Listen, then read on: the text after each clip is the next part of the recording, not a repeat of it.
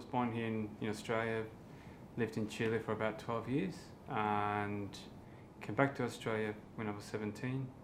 And then, yes, sort of went through some changes with, obviously, with schooling or whatnot, and then went on to meet my lovely wife. Initially, was only effectively riding to and from school, uni. I had a part-time job locally in Paran, and then it evolved into amateur racing on weekends. Well, I was riding from work, and then yes, I would have been about 5 k's away from home, and I was approaching a freeway entry.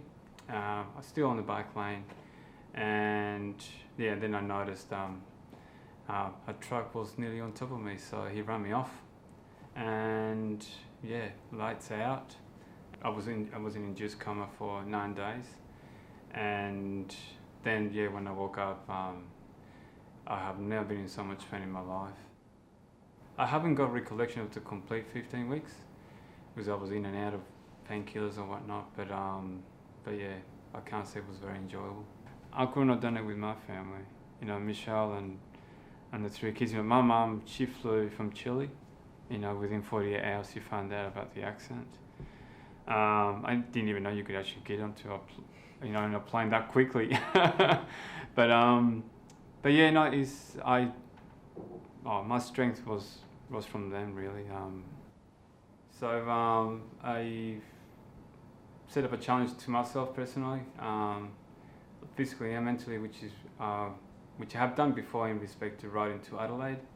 So we rode about 900 and something k's to Adelaide over a 6-day period, and this is primarily was for me to say thank you to Royal Melbourne Hospital for what they did for me, and they're the reason why I'm still here, and also to bring out some road safety awareness. And that's one of the things that I've been involved in. Obviously spreading the message that Amy Gillett Foundation has been so critical about, a meter does matter, and it does. I'm true to that. If the gentleman, if you can call him that, would have taken his time and kept the distance from me, I wouldn't be in this position today. However, it's not about drivers against cyclists and vice versa. It's about all of us as a community and look out for one another.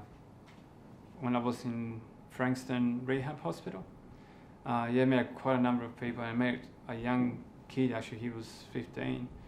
He was mucking around with one of those little motorbikes up in the bush, and he's been warned not to do it, blah, blah, blah, and so on. And anyway, he did a trick and he landed on his back. And he fractured a few vertebrae, and as well as he's got a lost sensation of one of his legs. And when I met him, he was so, obviously angry and upset and everything else, And then when I started talking to him, I could relate to his frustration. Finding out people, we all have struggles through our whole life, and you will go through it as well, but doesn't mean that your struggle is less than mine. It's our own struggle. And at the time it means a lot to us, and we struggle with it, and we find the ways out of it or whatnot. Because people kept thinking or telling me that, I cannot relate to you because, my struggle is nothing. It's got nothing to do with that. So, and that's why part of the next challenge is, it's actually when I raise funds for Beyond Blue. Because I felt quite depressed. I didn't think nothing was left, things like that. But I never thought of, killing myself. But purely because of the kids and my wife. But there's a lot of people out there that do live with struggles. So other than that. But please when you go home tonight, just remember, hug your mum and dad.